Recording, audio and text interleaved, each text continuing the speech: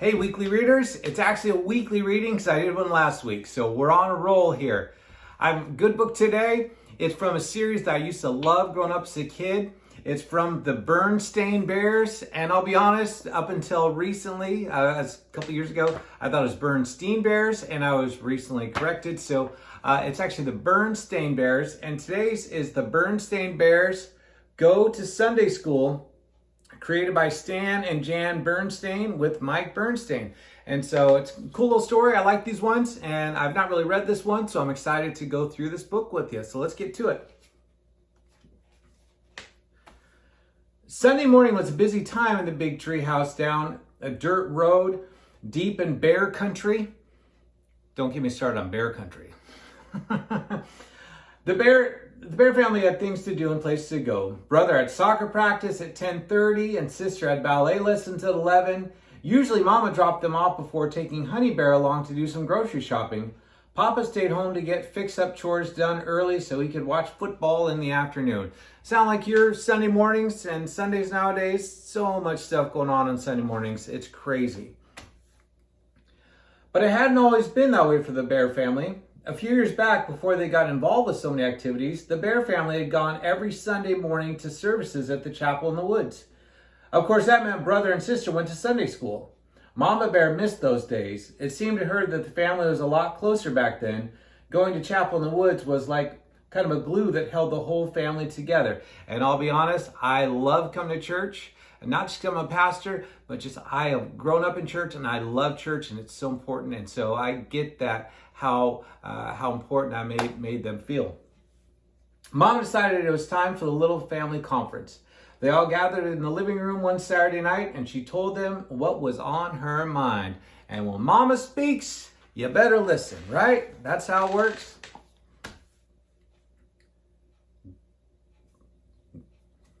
I skipped the page here.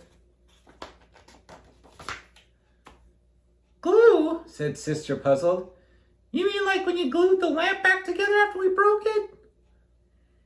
That's a very good example, said Papa.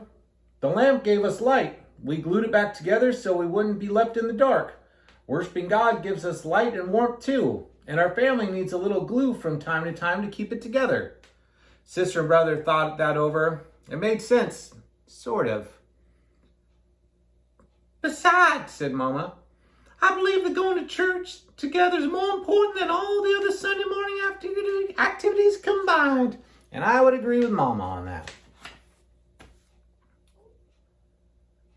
More important than soccer? Gasped brother, shocked. Or ballet? Chimed in sister. Yes, Mama nodded firmly. But don't get too excited. We'll go to the early service at 8:30. That way you'll have plenty of time to get your soccer and ballet. 8:30 in the morning, cried brother and sister. Remember, that's the voice of multiple people talking.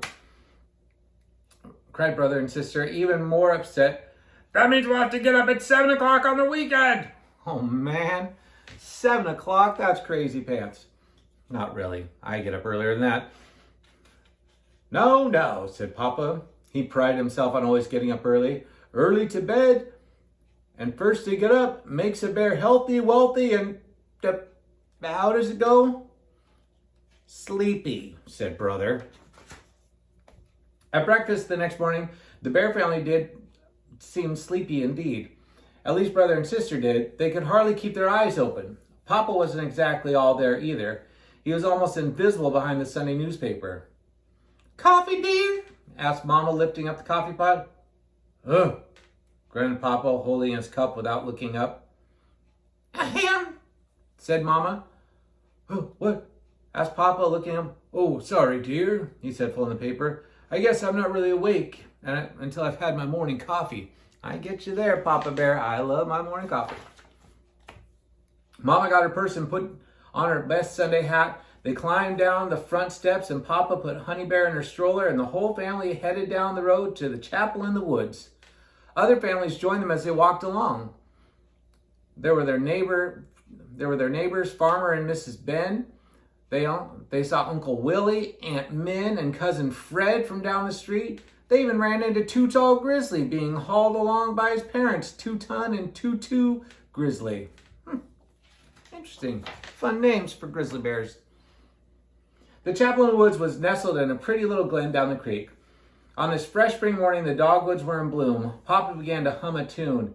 Then he started singing, "Come to the church by the wildwood, oh, come to the church in the vale." Mama joined in, "No spot is so dear to my childhood." They finished together, "As a little brown church in the vale." That makes it hard to sing, doesn't it? "What a weird song that is," asked Sister. "Or what weird song is that?" asked Sister. "Oh, just something we used to sing in church together when we were children," sighed Mama. "That was a long time ago." "Did you know each other back then?"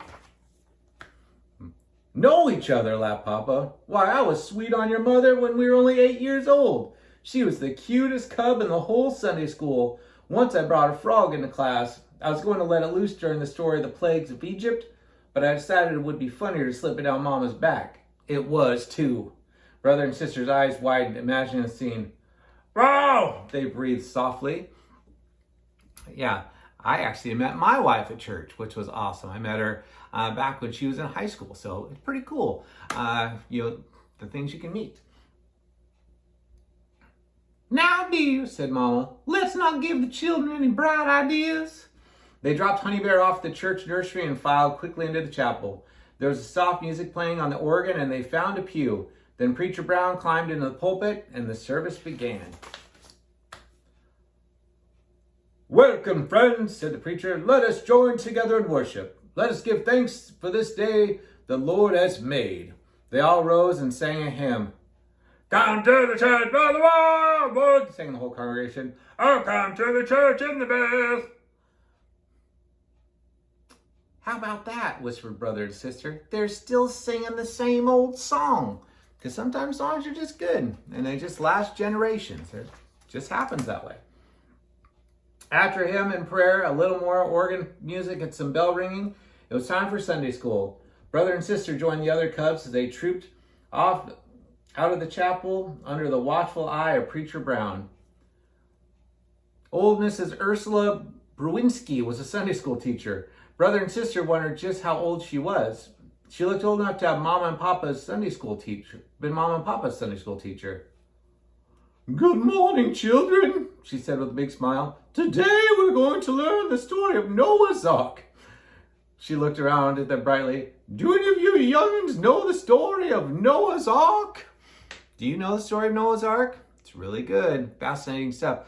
I've even been to a place here in Kentucky in the United States where they built a life-size ark that you can go check out. It's a really cool thing to see in person, how it would have been built. Cousin Fred, who read the dictionary for fun, raised his hand. "Excellent, Fred," said Miss Ursula. "Why don't you tell us the story?" So Cousin Fred told the story of Noah's Ark. Long ago, God saw that the people of the earth had become wicked, but Noah was just a man and he walked with God. So God told Noah to build a great big boat, an ark. God was going to bring terrible flood upon the earth. And God told Noah to bring 2 of every sort of creature, male and female, into the ark. So Noah built the ark, gathered the animals, and went into it with his family. Brother Bear interrupted. Do you think he brought frogs into the ark?" he asked. Mrs. Ursula laughed. "Why, I'm sure that Noah brought frogs into the ark, Brother Bear," she said, her eyes twinkling. "But if you think that you're going to bring a frog into this classroom the way your father did, young man, you've got another thing coming." Oh, man, she knew. And I bet I had some Sunday school teachers that when I went through it, if my kids had had them, they would have been like, "I know what your dad did. Please don't." Brother's mouth dropped wide open. Miss Ursula was really old enough to have been Mama and Papa's Sunday school teacher. Cousin Fred went on with the story. Then it began to rain. It rained for 40 days and 40 nights. All the earth was covered with a flood. All the living things except those in the ark died. After many months, Noah set forth the dove, and the dove came back carrying an olive leaf. Noah knew that the flood had passed and that he would let all the animals go. Then God set a rainbow in the sky and promised Noah that he would never cover all the earth with water from a flood again. The cubs all sighed. They were thinking back to the last big thunderstorm they'd had when the river went up over its banks and washed out the bridge. There had been a beautiful rainbow after that storm, too. Yeah, there's a lot of connection there, isn't it? There. All right, cubs, said Miss Ursula. Let's see if you can draw a picture from the story of Noah's Ark. There were crayons and paper on the table, so the cubs got busily to work. Sister drew a beautiful picture of an ark resting on a mountaintop. Brother drew a dramatic scene of rain pouring down with bolts of lightning and the ark tossing on the waves. Too Tall drew a picture of all the animals sticking their heads out of the ark yelling, pew, because probably the smell was pretty atrocious at times. Now, Too Tall, said Miss Ursula, I really don't think that's very appropriate. But Sister noticed her smiling just the same. Then she thought none of the cubs were looking. Then Sunday school is over. Goodbye, cubs, said Miss Ursula. See you all next Sunday. The cubs ran outside shouting and jumping, and after sitting still for so long, the grown-ups were coming out of the chapel. Preacher Brown was shaking hands with everyone, and folks were laughing and talking together. There, said Mother with her head as they headed home. That wasn't too bad, was it? No, said Sister. In fact, it was kind of interesting. Yeah, agreed Brother, running on ahead. And now soccer. And ballet. And football, said Papa. Mama rolled her eyes. Sister began to hum, then sing softly. Come to the church by the wildwood, oh, come to the church in the vale. Papa began to sing along in rhythm. Oh, come, come, come, come. And everyone joined in. No spot is so dear to my childhood as a little brown church in the vale. Yay! Shouted Honey Bear, waiting to join in. And they all gave a nice round of applause.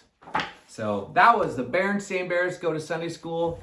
And I'm just personally, I'm a big fan of church, big believer in it. And, if you don't have a church, go check it out. Go see what they have. There's some really incredible churches in your area. And I bet they'd love to see you there because you can develop some great friends and family. Some of my closest friends in my life are people that I grew up going to church with, and they're still friends today. And so I hope you enjoyed that story. I know I did. And I will be back soon with another story. But thanks for joining me. Have a great time. Bye.